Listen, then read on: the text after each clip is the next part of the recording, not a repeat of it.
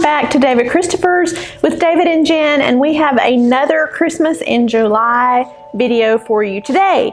So if you love Christmas, you're probably super excited that we're doing Christmas in July, and I've loved seeing all the comments about how you all are planning ahead. So if you really are a Christmas enthusiast, you have to start planning early. This doesn't just happen overnight. Usually not for most people. It's not an overnight process. It usually takes a little while, but today we're really excited because we're going to be showing you how to turn this, which might be more July, into...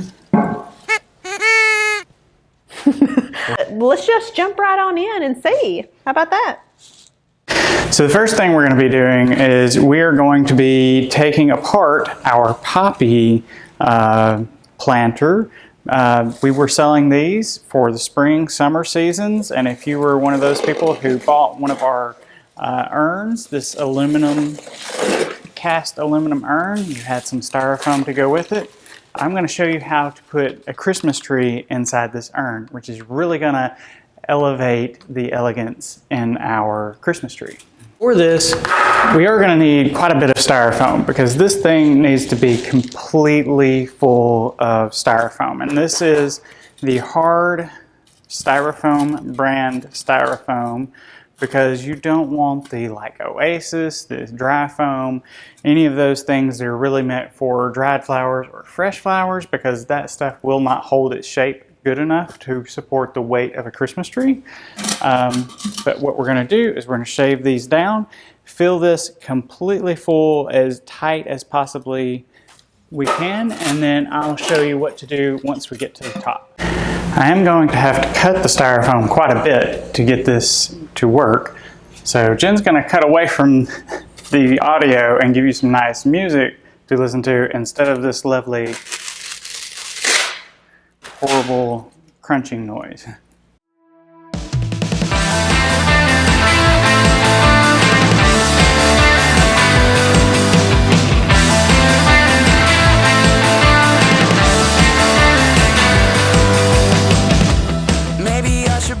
Really what we have done is we have tried to fill every square inch all the way around the container because as this styrofoam touches everything around it, it's really wedged in there. All that friction is keeping that from being able to be pulled up. Now you could glue this in. I do recommend doing that sometimes if you want to make sure this stays in, but for this, you know, we're really not going to do that. What we have to do at this point is make sure that the center pole that goes down in the tree stand will go down in this. Now I have used this styrofoam a little bit before, so what we're going to do is just carve out, maybe I should talk when I'm not cutting. We're going to carve out a little hole here so that the center pole goes directly down in here, and it is better probably to use some styrofoam that has not been used in the past, but it's going to be okay for this because what we really want to do is get that center pole deep down in the styrofoam, and that's going to hold it really from going back and forth left and right. And then the tree branches themselves we want to rest right on the outer rim of this urn itself. So you're going deeper. Yeah, I did have to get my styrofoam knife, otherwise known as a bread knife. But because of the serrated edges, this works really well to cut styrofoam. And it also allows me to go much deeper, and then I can just twist this back and forth and loosen up some of that styrofoam deeper down in the hole. And that's going to allow that center pole to go really deep down in there. Give you a real inside look. Like a colonoscopy. This is really a good place for it to be a two-person job, but I'm pretty used to doing this by myself because for a long time I didn't have a lot of help. But we're going to be positioning our urn where we can go straight down into it. What should I do? I thought I was doing it by myself. I need to help you. You have a person. You don't need to do it by yourself. So we want to make sure that the tree... Most people are going to be having two people, so tell us how to do it with two people. Because not everybody's going to manhandle this with one arm. Well, for the most part, we want to make sure that we have those little screws in the tree stand that's got its little X frame down there loosened so that when you lift, it doesn't take the tree stand with it, because that's not going to go down into your urn. So once we've got those loosened, really we're just going to pick up from the branches of the tree, which will release the tree stand. We're going to put that center pole down into the hole we have created, and then we're going to push down as straight down as we possibly can. We come to this side and push down a little bit because we've got a little lean going on. And I think I pulled my microphone out. Didn't have enough arm. Okay, you're plugged back up. I didn't have enough arm movement for that one. So I think we're pretty close to level here. Maybe just a little more will get us leveled out. And just that in and of itself really makes a big difference for this tree. Just this in and of itself really adds to the look of this tree. You may have to reshape a little bit from where Jen and I grabbed into the tree. You may have to adjust some of the branches from where we have bent some of them, but it looks so much better like this, much more professional, and on the other hand, more room for presents. Another pro tip for this kind of tree, if you're going to do this and you're going to put it in the styrofoam in the urn, I recommend decorating the tree all the way around. It distributes the weight evenly across the front and the back, so you don't end up with more weight on one side than the other, which could cause this to lean a little bit. Or if you're doing this in the store, like I am in our showroom, I can just put a screw in the wall and wire this tree back to the wall, and that way I only have to decorate 2/3 of the tree. The first thing we're going to be using is our glitter Icicles spray. And this is very much like Lycopodium is very much like a cedar, so you get a little bit of that cedar-esque qualities to that. And this is glitter. We have multiple different colors in this, lots and lots. But this is a great little loose hanging glitter stem that's really going to look good. Just give us a little bit of that cedar, because we're going to be doing this tree in silvers and crystals, a little bit of deeper colors, some platinums.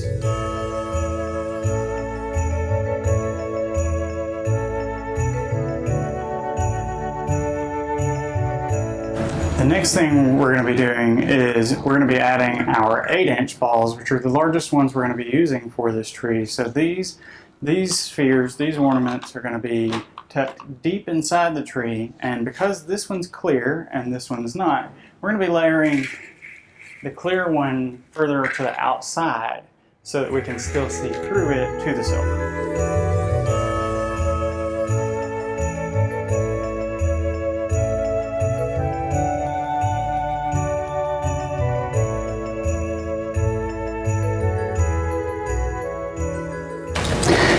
Now we're going to be using our crystal pine cones, but these are plastic, which is great because you're not going to break these, but they're large and they're transparent, so the light really shines through them really great.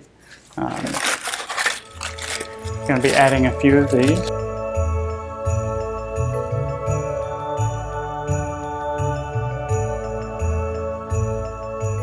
Next up, we're actually going to be using platinum as opposed to straight silver, which seems counterintuitive, I know, because it's not the same color, but it's really going to help it look more vintage when we tuck this in the tree and we add some of this on top of it. Like our urn is very distressed, it's got a lot of different gray tones in it, and this is going to make it feel more antiqued as opposed to just everything being straight silver.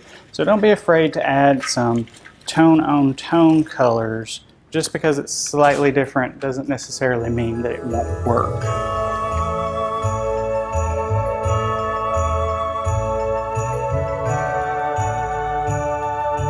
I have some other silver ornaments. This one's a silver VP ornament, plastic also, with sequins halfway on the bottom. And what I like to do is, you'll see I'm using a lot of my larger plastic ornaments deeper in the tree, and the further out I get toward the tree, I'll use some of our more expensive glass ornaments to kind of make it look like everything's glass on the tree, but you won't be able to really tell because I've tucked everything so that's not glass so deeply in the tree that most people just feel and touch the ones on the outside and they're like, oh, it's all glass. VP stands for very plastic. Vacuum plated. You want to explain that to everyone? No, we'll just go with it's a fancy way of saying shiny plastic.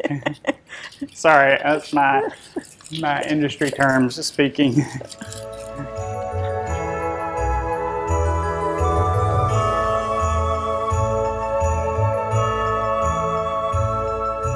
We're going to use this vintage Harley Quinn ball. It's got kind of a diamond shape to it. It's got a metallic silver underneath this kind of whitewash paint that's been rubbed off so that you see some of the metallic silver. That's going to add just a little bit of our white back into the tree.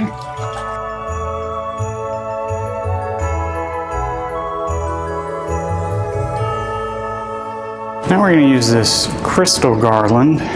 It's like it's a dripping ice crystals garland, but it's kind of like, almost looks like little crystal grapes on a vine. Then you go from larger to smaller down at the end. And this one's wired. So a lot of crystal garlands come and they're unwired. You can't really bend them. I'm going to use some of those toward the end. But this one's really great if you don't know exactly what to do with those unwired garlands. This is a great one because you can use this kind of like ribbon.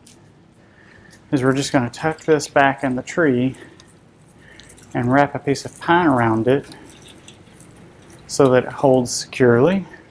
But then you're able to let it kind of come out from the tree and then tuck it back in toward the tree, wrap another piece of pine around it, and this will allow it to hang where you want it, how you want it, because it's all wired.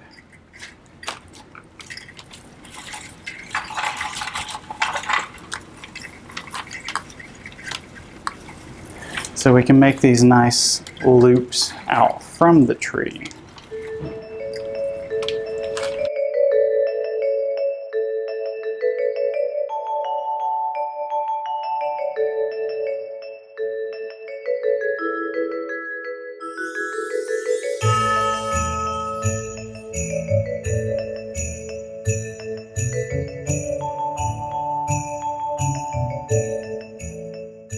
I've got the mercury pine cone. These are plastic, faux mercury, and I've got a smaller size of that platinum ball that we're going to be adding into the tree. And it's really important to me that the mercury, that this pine cone is very vertical when we place it in the tree, that it's not going to be in there at a weird angle and sitting out from the tree. So just keep that in mind.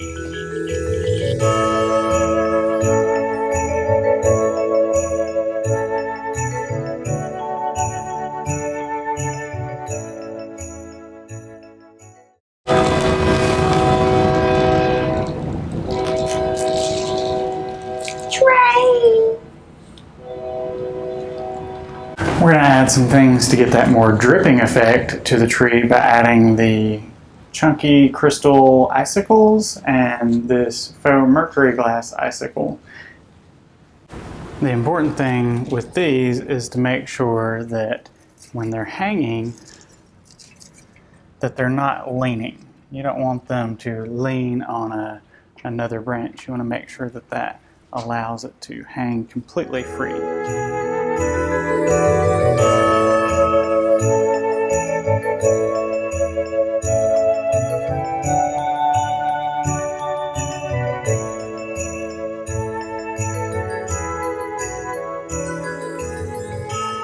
Now I have lots of crystal options that we're going to be hanging from the tree.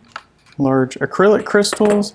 I have some clear glass, blown glass ornaments. I have some acrylic crystal deer ornaments. So these are going to help us keep that green in our tree without taking away from it. So you still get to see some of the tree, which is a little bit unusual for us, but we're going to add some of the crystal, and that's just going to help some of the outside branches.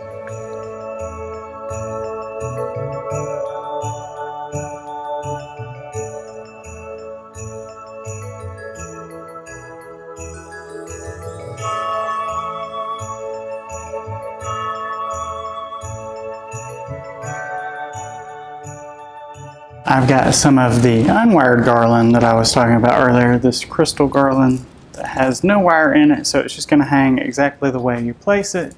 And to use that, you need to make sure you find exactly the right spots. That's why I do recommend the wired garland. Sometimes works better, but you can actually use them both together. Some people may actually prefer the unwired garland, but you're basically going to let this one hang and then tuck it in somewhere. Make sure it's allowed to hang and just drape so you get that nice even across.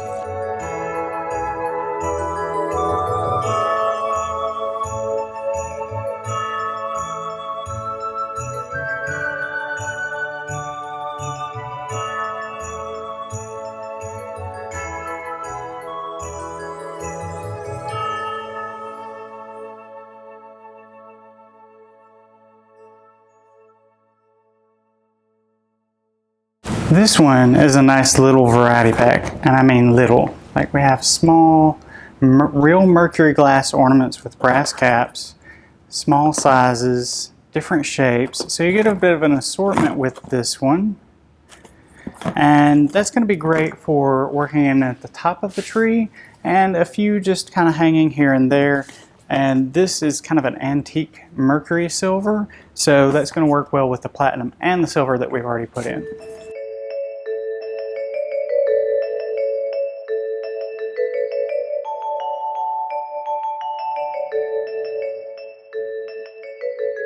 I've got just a little bit of the wired garland that we used earlier. I'm going to add this into the top.